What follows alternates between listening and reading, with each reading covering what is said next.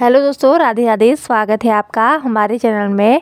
आज हम आपको अवगत कराने जा रहे हैं राजा दशरथ की जन्म की विचित्र कहानी से। राजा दशरथ की पूर्व जन्म की कहानी। धर्म ग्रंथों के आधार पर कहा जाता है कि राजा दशरथ पूर्व जन्म में स्वयंभू मनु थे तथा इनकी पत्नी का नाम शत्रुपा था। इन दोनों से ही संसार की उत्पत्ति है। इन्होंने भगवान विष्णु की घोर तपस्या की थी तथा दशरथ कौशल्या के रूप में भगवान विष्णु के माता पिता होने का वरदान प्राप्त किया था। महाराज दशरथ के जन्म की कहानी विचित्र है। बताया जाता है कि ब्रह्मा जी से मरीचि का प्रादुर्भाव हुआ था, जिनके पुत्र कश्यप जी थे। कश्यप जी के वंश में ही जन्म लिया इक्ष्वाकु ने, जिन्होंने अयोध्या नगरी को बसाकर उसे अपनी राजधानी बनाया था तथा उनके नाम पर इक्ष्वाकु कुल की स्थापना की।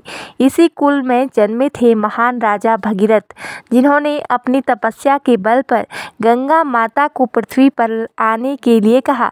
इनके कुल में जन्मे महान राजा रघु, जिससे इस वंश को रघुवंश कहने लगे। इसी कुल में जन्म लिया राजा नाभाग ने, जिनके पुत्र थे राजा अज, जो रघुवंश के 38वें राजा थे तथा दशरथ के पिता थे।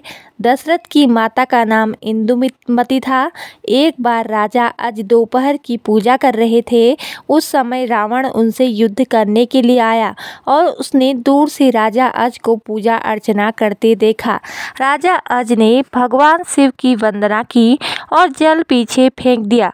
यह देखकर रावण बड़ा आश्चर्यचकित हुआ और वह राजा अज के पास पहुंचा तथा पूछने लगा कि हमेशा पूजा करने के बाद जल आगे अर्पित किया जाता है, ना कि पीछे। आपने ऐसा क्यों किया? राजा अज ने उत्तर दिया, जब मैं आंखें बंद करके भगवान शिव की अर्चना कर रहा था, तभी मुझे एक योजना दूर जंगल में एक गाय घास चरती हुई दिखी और देखा कि एक सिंह उस पर आक्रमण करने वाला है।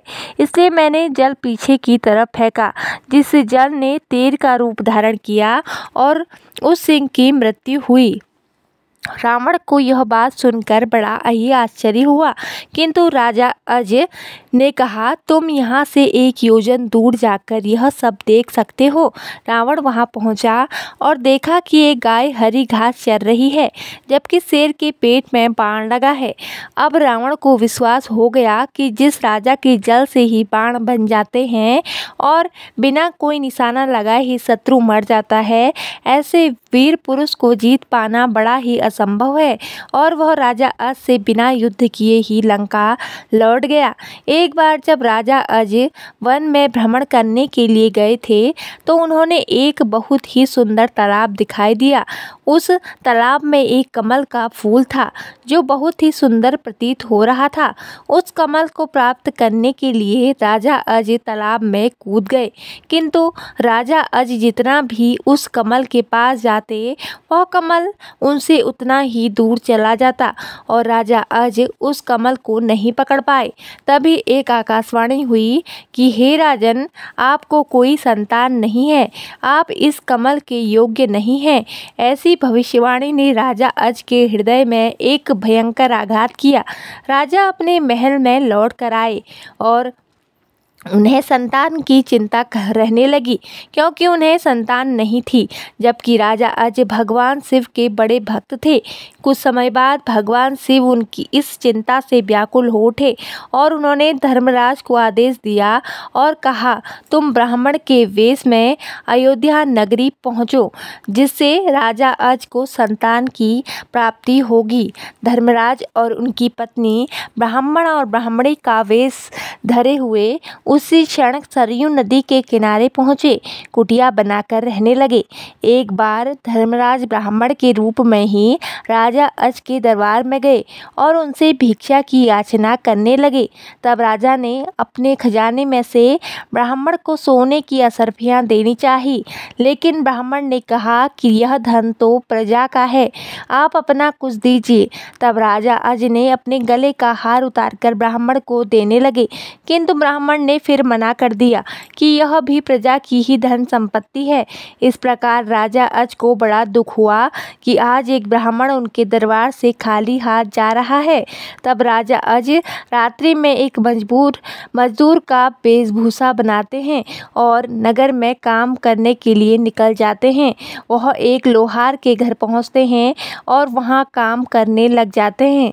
पूरी रात वे बड़ी मेहनत से लोहे का काम करते हैं, जिसके बदले में उन्हें 1 टका मिलता है।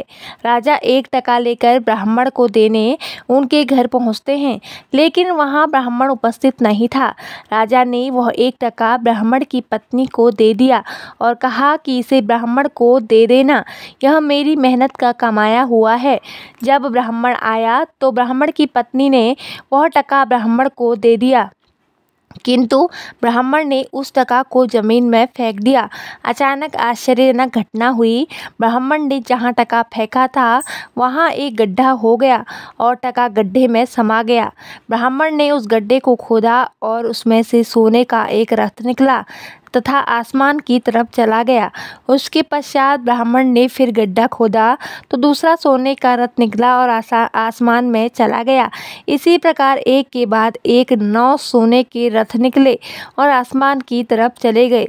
अंततः जब 10वां रथ निकला तो उस पर एक बालक था और वह रथ जमीन पर आकर रुक गया।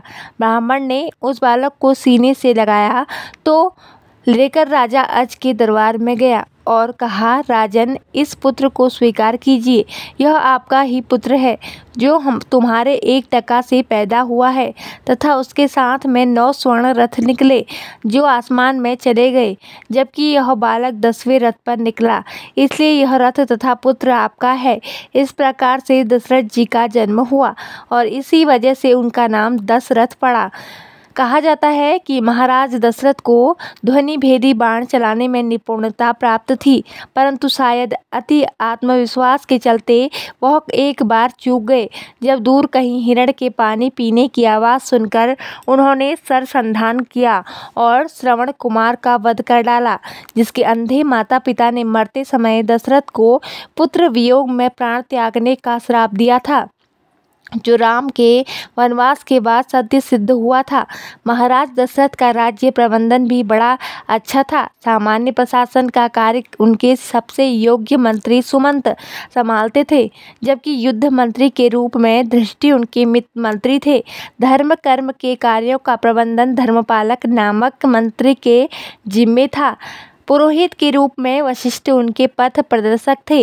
महर्षि विश्वामित्र के आग्रह पर उन्होंने अपने अल्पवयस्क पुत्रों राम और लक्ष्मण को भी यज्ञ की रक्षार्थ भेज दिया।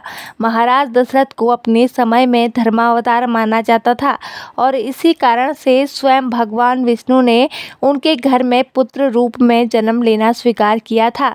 एक बार राजा दशरथ ने देवताओं की ओर से युद्ध में शामिल होकर देवताओं की विजय में महत्वपूर्ण भूमिका निभाई थी।